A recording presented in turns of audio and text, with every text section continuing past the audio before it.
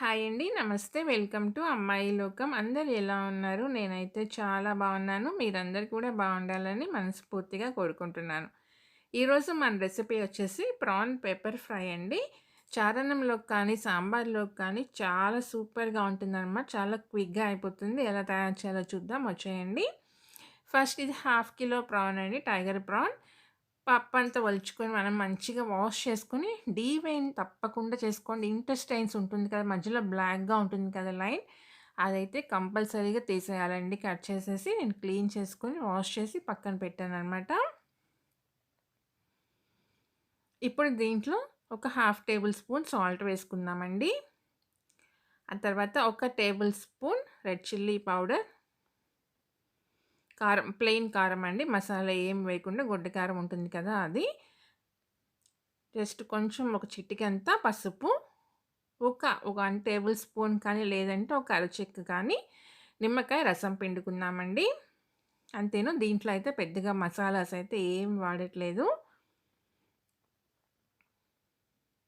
ఇదంతా మంచిగా మనం మిక్స్ చేసేసుకొని ఒక 15-20 మినిట్స్ మ్యారినేట్ చేసుకుందామండి.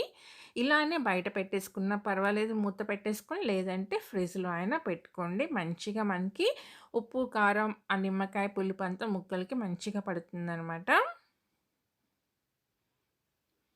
ఇప్పుడు కడాయిలో వచ్చేసి ఒక 4 టేబుల్ స్పూన్స్ ఆయిల్ వేసుకుందామండి. దీనిలో మ్యారినేట్ చేసుకున్న ప్రాన్స్ ఉన్నాయి కదా మనకి, అవైతే వేసేసుకుందాము.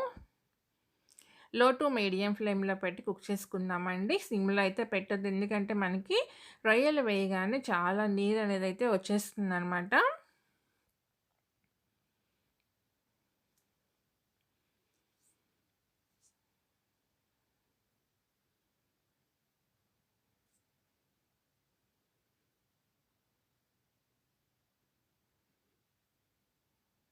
చూడండి నీరొస్తోంది కదా!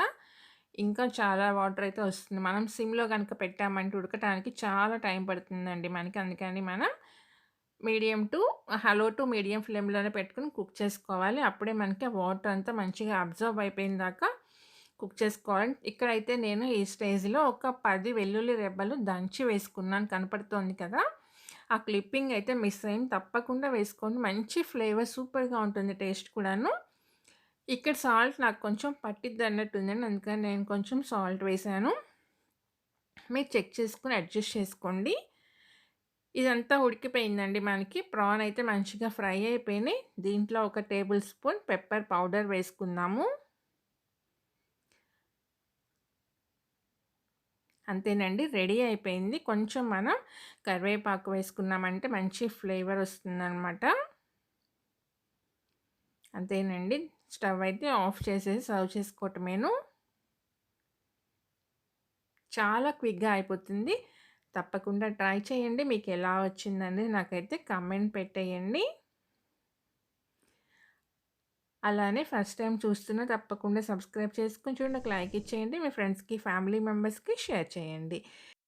ఈరోజు రెసిపీ అయితే ఇంతేనండి. రేపు ఇంకో కొత్త రెసిపీతో మీ ముందుకొచ్చేస్తాను. Thank you for watching.